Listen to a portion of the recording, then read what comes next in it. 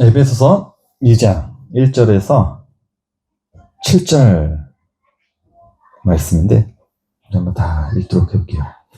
그는 허물과 죄로 죽었던 너희를 살리셨도다. 그때 너희는 그 가운데서 행하여 이 세상 풍조를 따르고 공중의 권세를 잡은 자를 따랐으니 곧 지금 불순종의 아들들 가운데서 역사하는 영이라.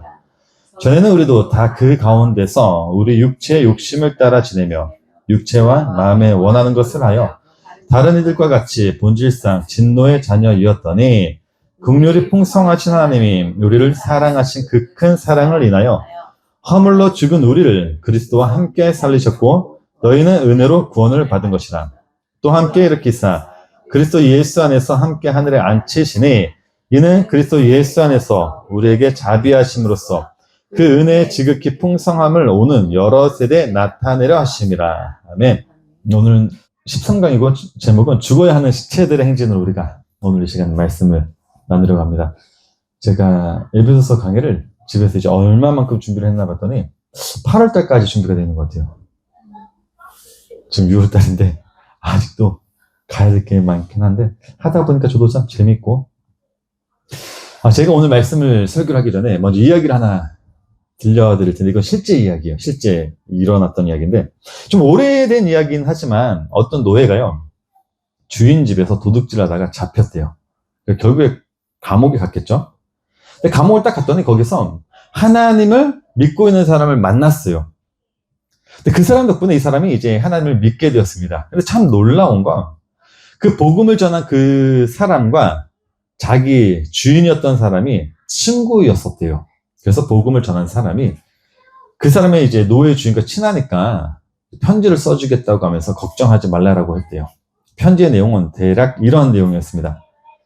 이 노예도 이제는 우리와 같은 하나님을 믿게 되었으니까 이제는 너도 당신도 이 노예를 용서해주고 우리와 같은 그런 형제로 대해주면 안 되겠습니까? 라는 이런 내용의 편지를 이렇게 써서 보냈다고 합니다.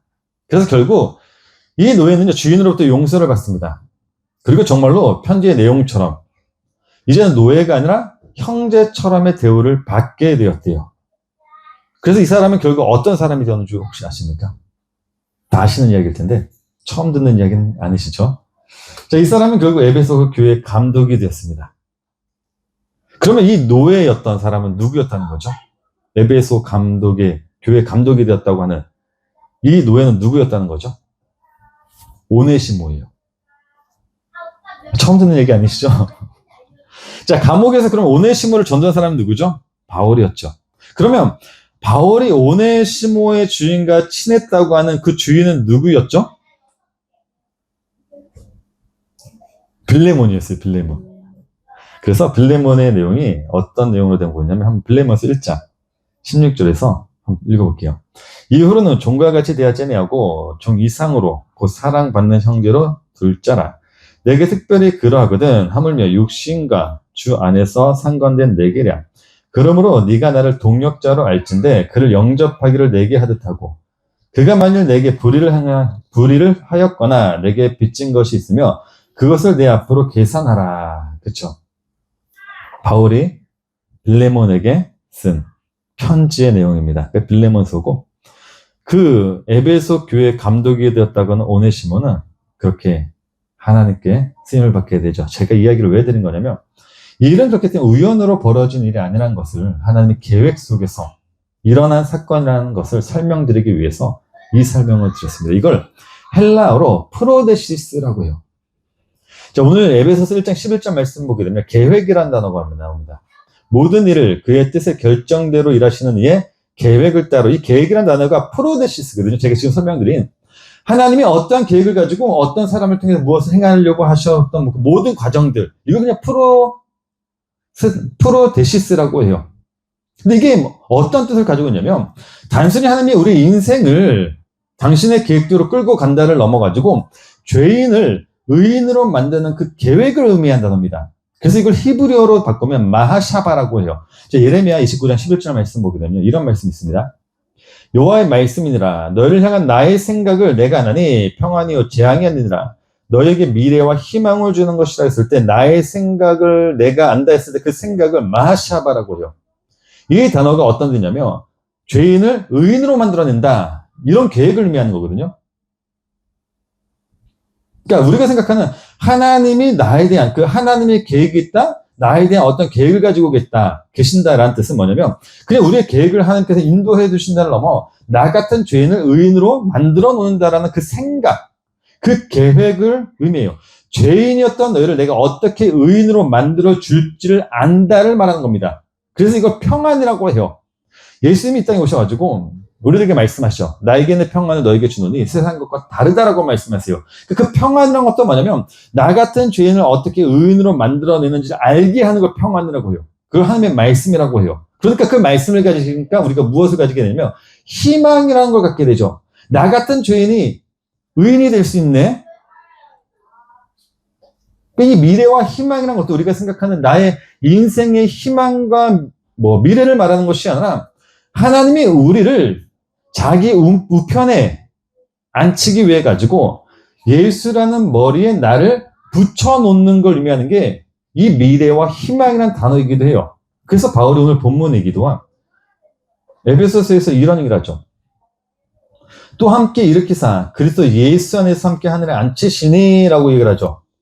그렇게 하나님이 우리를 예수 그리스도 안에서 같이, 그러니까 예수 그리스도의 머리라는 것에 붙여버려가지고 하늘에 앉혀버렸다는 거죠. 여기서 앉히시니의 시제가 부정과거예요. 부정과거라는 시제에 대해서는 제가 여러 번 설명드렸지만은 이 시제는 단 한 번의 사건을 알리는 시제로 이미 완료된 확정된 사실을 알리는 시제라고 했어요. 도장을 콱 찍어버리나요? 자, 그렇기 때문에 죄인이었던 자가 하나님의 계획 속에서 의인이 되면 우리들은 지금 어디에 있는 거냐면 예수님과 같이 하늘에 앉은 자가 되는 거예요, 우리는. 그러니까 이 땅에 있지만은 성경의 논리대로라면 우리는 지금 하늘에 있죠, 하늘. 그래서 바울이 빌립보서 3장 20절에서 이런 얘기를 하죠. 우리의 시민권은 어디 있다? 하늘에 있다. 그러나 우리의 시민권은 하늘에 있는지라 거기로부터 구원하는 자 곧 주 예수 그리스도를 기다린다고 한단 말이에요. 그러니까 우리는 지금 하늘에 앉아 있지만은 실제로 또 어디 있어? 땅에 있죠. 지금 우리가 살고 있는 건. 그러니까 성경의 논리대로라면 우리는 하늘에 앉은 자인데 실제로는 이 땅에 있단 말이에요. 그래서 바울이 빌립보서 3장 20절에서 그러나 우리의 시민권은 하늘에 있다. 그렇지만은 거기로부터 땅에서 기다리는 게 아니라 그 하늘로부터 구원하는 자 곧 주 예수 그리스도를 기다린다고 해요. 그러니까 우리가 방금 찬양했듯이 마라나타 주 예수여 어서 오시옵소서 이런 고백은 많은 사람들이 착각하고 있는 게 뭐냐면 이 땅의 삶이 힘드니까 예수님 빨리 저 좀 구원하러 와주세요. 이런 의미가 아니라는 거예요. 이 세상의 삶이 너무나도 힘드니까 제발 저 좀 여기에서 건져내 주세요라는 의미로 하는 게 마라나타가 아니라 우리는 하늘에 앉은 자로서 이제 거기에서 정말 구원해줄 그 예수 그리스도를 고백한다는 거, 기다린다는 그런 뜻이거든요.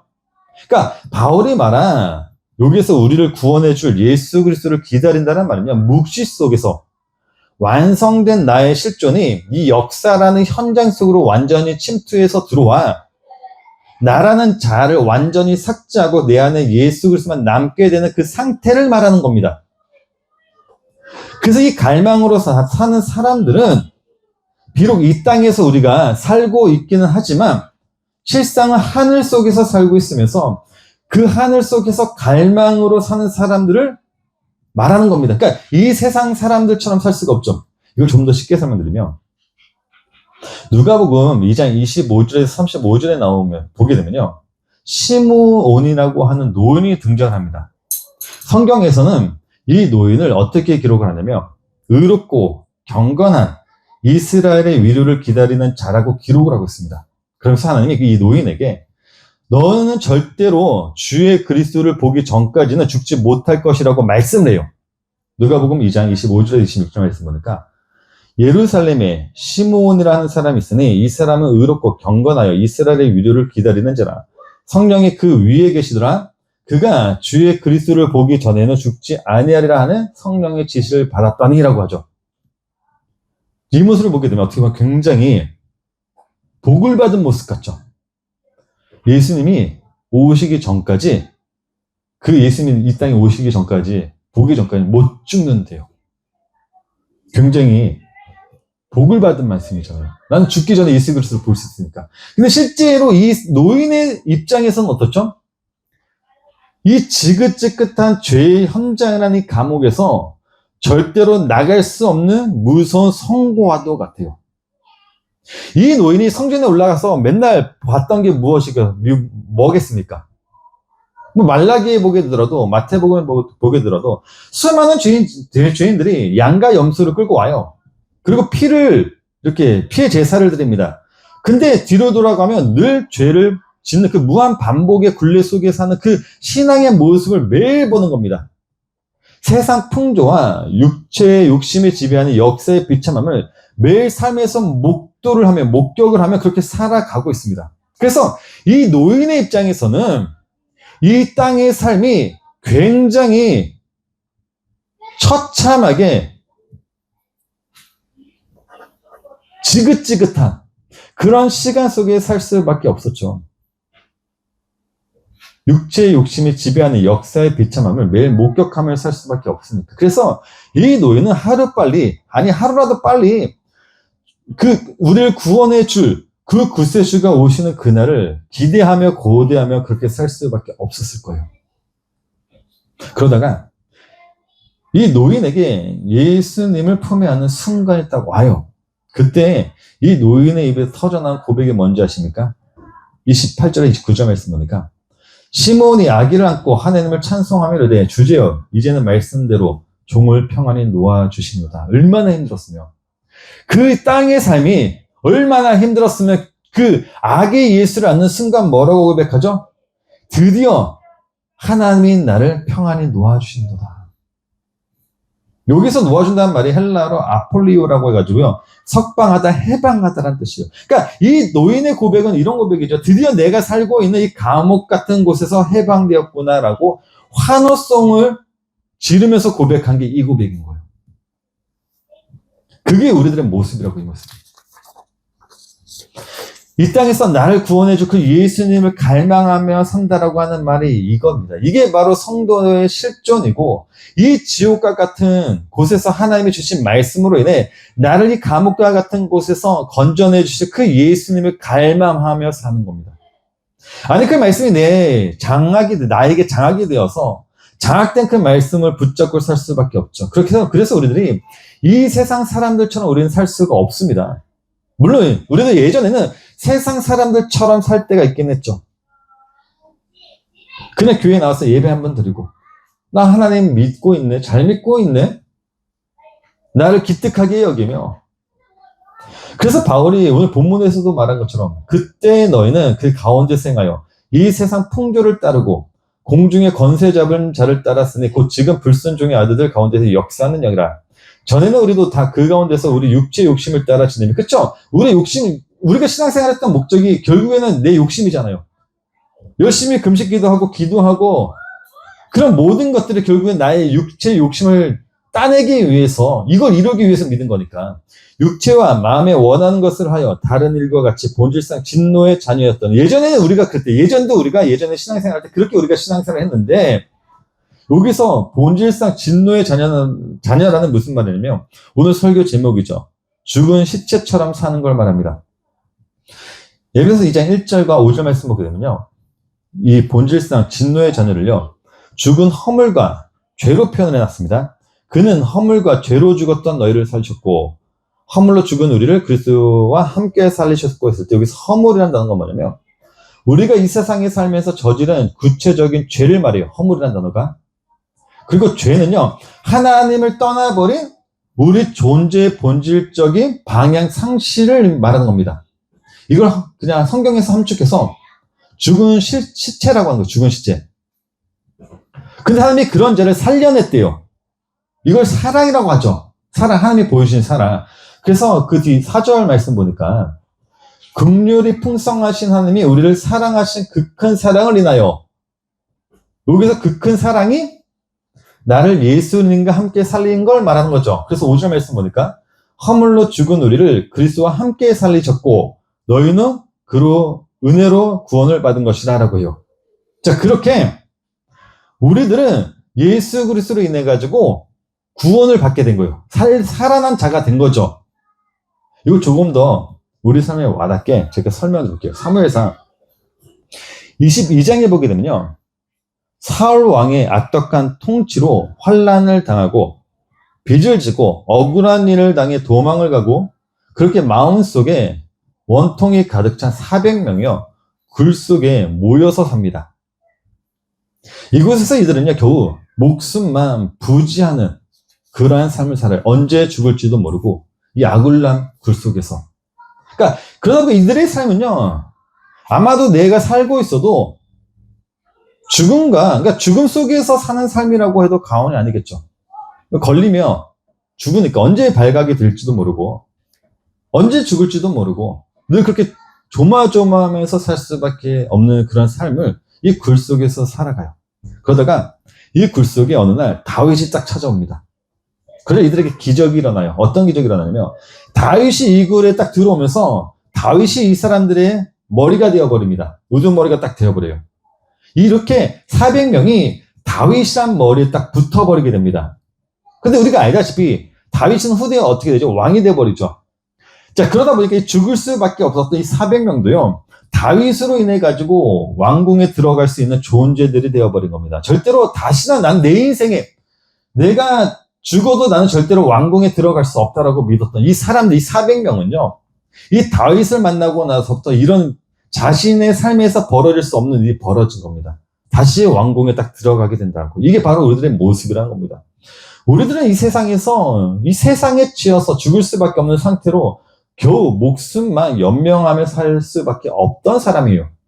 나에게서 보면 나만을 바라보면 죄밖에 안 보이고 하나님은 언제든지 심판을 내리시면 나는 죽을 수밖에 없었는데 우리들의 삶 가운데 어느 순간에 예수님이 찾아온 거죠. 찾아와가지고 그분이 우리들의 머리가 되어버린 거죠. 그리고 예수님이 하나님 나라에 딱 입성해 버리심으로 인해 가지고 우리도 어떻게 된 거죠? 예수님 덕분에 우리도 천국 하늘나라에 딱 하나님과 같이 사는 자가 되어버린 거예요. 이게 바로 하나님이 그의 은혜, 예수 그리스도로 우리를 살렸다라고 하는 그 말인 겁니다. 이게. 그래서 우리는 은혜밖에 떠올릴 수가 없어요.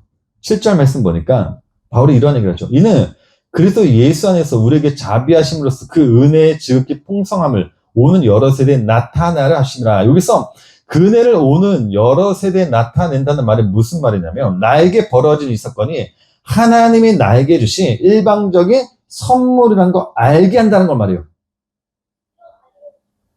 예수님이 오심으로 인해 가지고 그냥 그 머리에 붙어서 우리가 하나님과 함께 있게 되었다. 이건 그냥 선물이라는 것을 알게 한다. 8절 말씀 보니까 너희는 그 은혜에 의하여 믿음으로 말미암아 구원을 받았으니 이것은 너에게서 난 것이 아니요 하나님의 선물이라. 이거라고요. 그냥 그 선물 하나 알아가는 거예요. 그래서 이 은혜를, 이 선물의 의미를 아는 사람들은요, 하나님이 나에게 주신 이 선물이 어떤 선물인지 전하면서 살 수밖에 없죠. 히브리 단어 중에요, 자카라는 단어가 있어요. 이 자카라는 단어는 어떤 단어냐면 기억하다는 단어거든요. 자카라 하면 기억하다예요.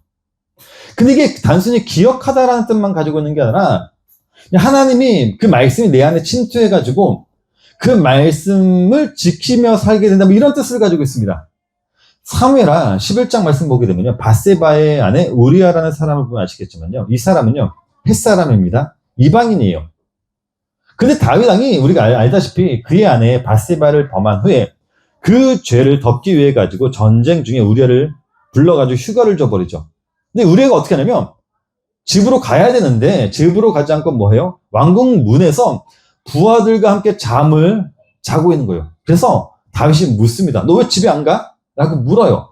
그러자 우리아가 뭐라고 하냐면, 우리아가 다윗에게 하는데 언약궤와 이스라엘과 유다가 야영 중에 있고 내 주 요압과 내 왕의 부하들이 바깥들에 진치고 있거늘 내가 어찌 내 집으로 가서 먹고 마시고 내 차와 같이 자리일까? 내가 이 일을 행하지 아니하기로 왕의 살아계심과 왕의 혼에 살아계심을 두고 맹세하나이다 하느라. 이걸 자카라고 해요. 그러니까 하나님의 말씀에 내가 장악된 상태.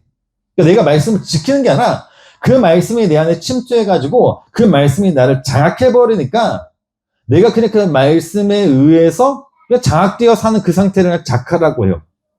근데 결국에 우리아가 자기 안에 말씀이 와서 나를 장악해버리니까 이 우리아가 결국엔 어떻게 돼버리죠? 그 말씀 때문에 죽어요.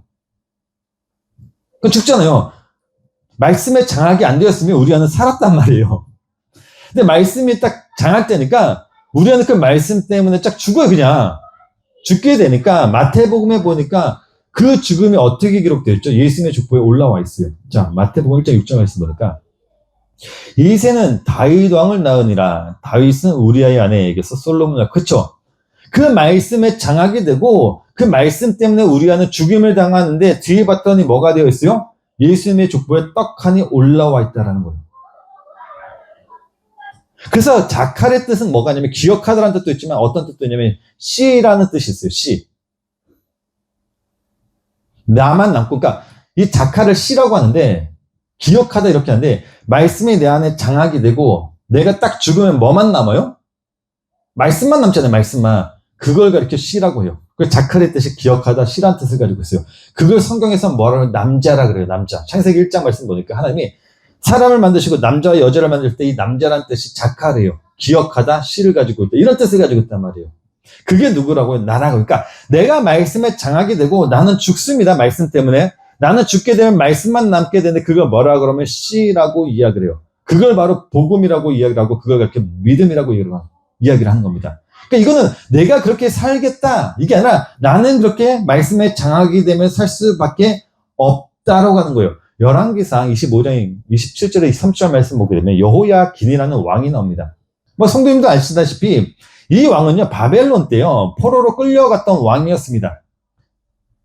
무려 37년간을 감옥에서 살아요. 그냥 왕이 됐는데 재수도 없는지 바벨론에 끌려가자마자 37년 동안 감옥 생활해요. 재수복을 입고.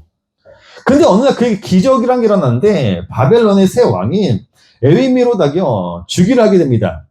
즉위를 하면서 그냥 여호야긴을 풀어줘요. 이걸 성경에서는 어떻게 기록을 하고 있냐면 그의 죄수복을 벗게 하였다라고 하는데 열왕기하 25장 말씀 볼게요.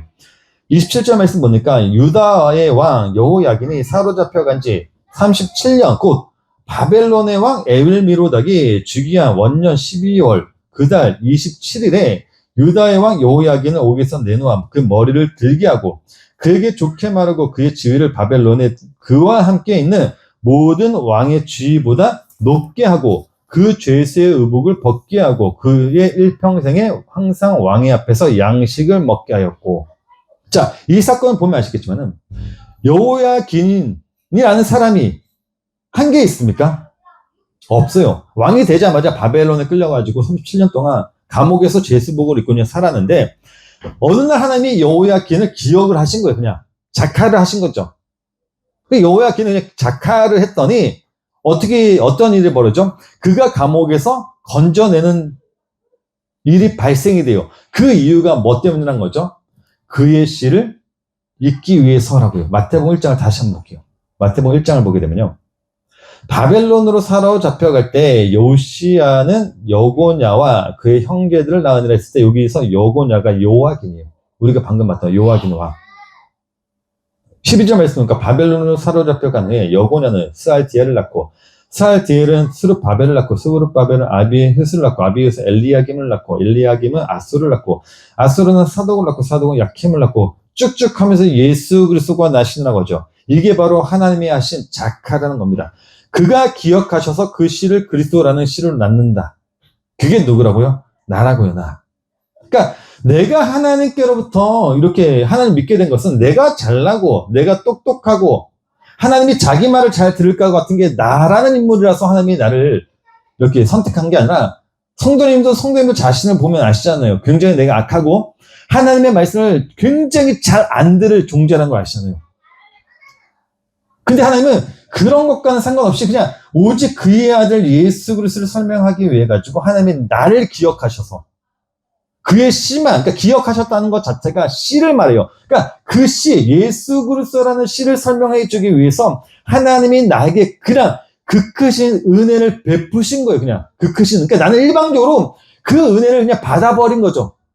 나는 아무런 종자가 아니라 하나님께 내세울 것도 없는 그런 자인데 나는 늘 내 생각만 하고 우리가 알듯이 그 종교적인 열심으로 하나님을 믿을 수밖에 없는 게 나인데, 하나님이 그냥 나를 기억하셔서 예수 그리스도를 설명하기 위해서 그 예수 그리스도 안에 있었다는 그 이유 하나만으로, 그 특정 하나, 그 이유 하나만으로 하나님이 나를 부르셔서 그 크신 은혜를 나에게 베푸신 거예요. 감옥에서 그냥 나는 내가 언제 죽을지 모르고 조마조마하면서 살아갈 수밖에 없는데, 그냥 이런 나에게 예수 그리스도를 그냥 나에게 던져주시고, 그 예수 그리스도로 나는 머리에 나를 붙여버려가지고 당신이 거하시고 있는 그 삶의 현장으로 나를 그냥 끌고 와 버리신 거예요.